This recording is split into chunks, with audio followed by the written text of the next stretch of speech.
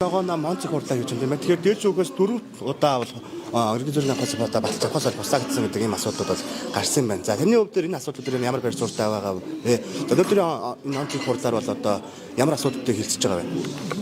За өнөөдөр юуны өмнө Иргэний зориг ногоо намын 26 жилийн одоо төрсөн өдрийн ойн болж байгаа. Тэгээд энэ нам одоо анх 2000 онд үүсгэн байгуулагдаад 26 жилийн түүхийг бүтээсэн ийм сайхан өдөр тохиож байгаамаа. Ингээд нийт одоо Иргэний зориг ногоо намын идэвхтэн дэмжигч гишүүд та бүхэндээ энэ сайхан төрсөн өдрийн баярын мэндийг хүргэе. За төрсөн өдрийн хажуугаар өнөөдөр бид бас онц их хурлаа зарлан хуралдуулж байгаа. Бид нар энэ онц их хурлаараа одоо тодорхой хит хитэн асуудлуудыг хилцнэ. За нэгдүгээр энэ намын дүрмийг дээд шүүхээс 4 удаа бүртгэхээс татгалзаж буцаасан үйл явдалтай холбогдуулаад бид энэ намын дүрмийг бол одоо шинжилэн хуульдаа нийцүүлж шинжилэн боловсруулж дээд шүүхэд хүргүүлнэ.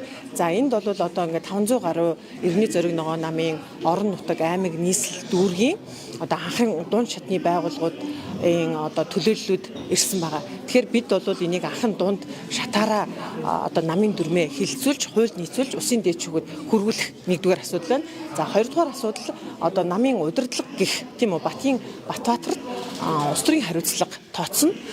Энэ нь бол одоо мэдээж хэрэг төрөөс олгож байгаа санхүүжилттэй холбоотой түүнийг захиран зарцуулсан үйл явдалтай холбогдуулан энэ асуудлыг одоо хилцэж улс төрийн хариуцлага тооцож одоо намаас хөөх одоо гарах асуудлаар бол бас хилцэх юм байгаа. За үүнтэй холбогдуулаад Монгол Улсын засгийн газар, Монгол Улсын засгийн газрын тэргүүн Замтны шатарт бид нар шаардлага хүргүүлнэ. За Монгол Улсын засгийн газар Иргэний зориг ногоо намтай хамтарч одоо засаг байгуулж ажиллаж байгаа болохоос биш Иргэн Батбаатартай ч юм уу те одоо энэ засгийн газартууд хамтарч ажиллаагүй гэж ойлгож байгаа. Тийм ч учраас бид юу гэдгийг одоо энэ өнөөдрийн онц их хурлаараа гарсан шийдвэр буюу үр дагаврыг одоо шаардлага болгон Монгол Улсын засгийн газарт одоо хүргүүлнэ. За түүнчлэн хэлсэн Батбаатартай холбоотой авилга албан тушаалын хэрэг бол ажилтнаа тэмцэх газар шалгагдж байгаа. Өнгөрсөн оны 10 дугаар сард одоо хэрэг бүртгэлтийн хэрэг нэгдээд шалгаж байгаа. Энд бол тодорхой хит хитэн үндслээр шалгаж байгаа. Мэдээж энэ хэрэг одоо тэр байгаль орчны сайттай холбоотой асуудлууд бас байгаа. Мөн намтай буюу одоо нөгөө төрийн санхүүжилт гэдэг 456 сая төгрөгийг хууль бусаар захиран зарцуулсан байж болзошгүй асуудлууд байгаад байгаа. Мөн түүнчлэн одоо юу гэдгийг Иргэний зориг ногоо нам аливаа одоо юу гэдгийг санхүүтэй холбоотой мөн улс төрийн тодорхой шийдлүүдийг улс төрийн зөвлөл үндэсний бодлогын хороогоороо хилцүүлж одоо баталж шийдвэрээ гаргах хэрэгтэй байдаг. Гэтэл өнөөдрийг болтол юу гэдгийг энэ төрийн санхүүжилт мөн одоо энэ намын одоо гишүүдийн төссөн татвар тийм үү хандивын энэ санхүүгийн ил тод байдал нь өөрөө бидэнд бүх гишүүдэд хаалттай байж байдаг. Үүнийг одоо юу гэдгийг намын одоо гинсийг мөх жаргал гэх этгээд нь одоо захиран зарцуулдаг хэний одоо үүрэг даалгавраар хэрхэн хаана яаж зарцуулсан одоогоор тодорхойг байдаг. За сонгуулийн ерөнхий хороонд өгсөн санхүүгийн тайлангаас харахад бол банкнаас зээл авсан гэж байгаа. Иргэний зориг ногоо нам одоо банкнаас 100 гаруй сая төгрөгийн зээл авсан гэж байгаа. Хаана ямар банкнаас ямар хүүтэй тэгээ ямар зориултаар юу барьцаал зээл авсан нь одоогоор тодорхойгүй. Мөн одоо зээлийн иргэн төлсөн байна гэж байна. Энэ зээлийн иргэн төлөхдөө 200 гаруй сая төгрөг болгоод тийм үү бүхэл бүтэн одоо ингээд 100% одоо нэмж илүүх тийм татвар төлсөнгөө татварыг хүү төлсөн гэдэг ийм байдлаар сонгуулийн ерөнхий хороонд санхүүгийн тайлан гаргасан билээ. Тэгээ энэ гих мэтчлэн энэ санхүүтэй холбоотой зөрчилтөө гэмтэргийн шинжтэй байж магадгүй үйлдэлүүд маш их байгаа.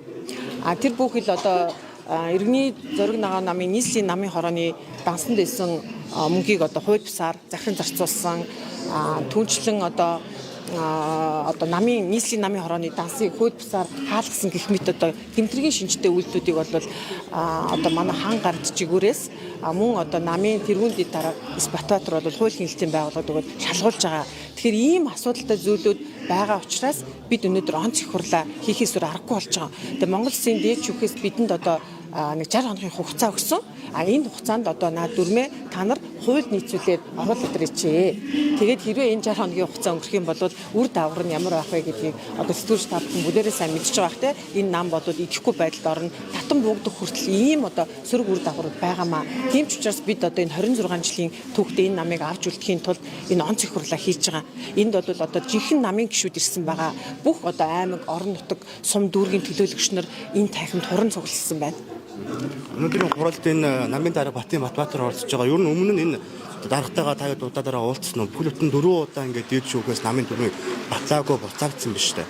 За бид 2025 оны 10 дугаар сарын 29-нд бол нийслэлийн намын хорооны одоо ээлжид хурлыг хийгээд энэ хурлаас бол бас шаардлагууд гарсан. Тэр нь бол одоо ширээний акц үе тий энэ намын одоо энэ санхүүжилтийн асуудал ил тод нээлттэй болгооч. Мөн одоо намын болсон хүчний асуудал нэгэд бид одоо засгийн газартай хамтраад мөрийн хөтөлбөрөөр хэрэгжүүлэх энэ сайхан боломж олцсон юм бол бидтэй одоо энэ болсон хүчний асуудлаа шийдвэрлэеч гэдэг тий. Өмнө ч гэсэн бид бас ингэж яг энэ одоо салбарт бас манай намаас одоо намын дарга одоо сайд хийжсэн. Энэ одоо манай намын боловсон хүчин бол энэ тухайн салбарт бэлтгэгдсэн маш олон боловсон хүчнүүд байдаг. Гэтэл одоо нөгөө боловсон хүчний бодлого алдагдуулж, намын боловсон хүчний бодлогыг алдагдуулж, ардын нам ч юм уу ардсан намын одоо гишүүдээр одоо энэ байгаль орчны яамыг одоо хүрээлүүлсэн гэх юм уу да тий болсон хүчнэр хангасан энэ явдлыг бол бас намын гишүүд дэмжигчид бол эсэргүүцэж байгаа. Ийм учраас одоо бид 25 оны 10 дугаар сараас хойш одоо Батын Батбаатарт маш олон удаагийн шаардлага хөргүүлсэн. Энийг бол дандаа нээлттэй ил тод пэйжээрээ болон одоо алтан бичгээр шуудан имэйл хаягаар бүгднгээр нь явуулсан боловч огт хариу ирээгүй. Тийм одоо бидний уулзын хамтрын одоо юу гэдгийг дүрмийн хууль нийцүүлээд хэдүүлээ дээд шүүхт бүртгүүлээ намын санхүүжилттэй нээлттэй ил тод болгоё гэдэг энэ санал санаачлах шаардлагыг маань огт хүлээж аваагүй. Харин түүнийхээ оронд энэ хүн юу хийж ийнэ гэхээр үг хэлсэн болгоныг эсэргүүцдэг өөрийн өстөн дайсан мэт авч үзэж намаас хөөх тийм үү эсвэл гүжирдэх гүтгэх доромжлох ийм л үйл ажиллагаа явуулдаг ийм л увайгүй хүн байна л да. Намын санхүүжилтийг нийтдээ танилцуулсан юм. Огт танилцуулаагүй. Энийг бол одоо сонгуулийн ерөнхий хороонд хөргүүлэхдээ улс төрийн зөвлөл үндэсний бодлогын хороогоор хилцүүлээд тэгээд батлаад түүнийхээ дагуу одоо нөгөө сонгуулийн ерөнхий хороонд хөргүүлэх ийм одоо хуультай дүрмтэй л дээ. Нэг ч удаа одоо юу гэдгийг улс төрийн зөвлөл үндэсний бодлогын хороогоор огт хилцүүлээгүй гэсэн үг. Тийм. Юу захиран зарцуулсан нь хүртэл одоогоор тодорхойгүй байгаа.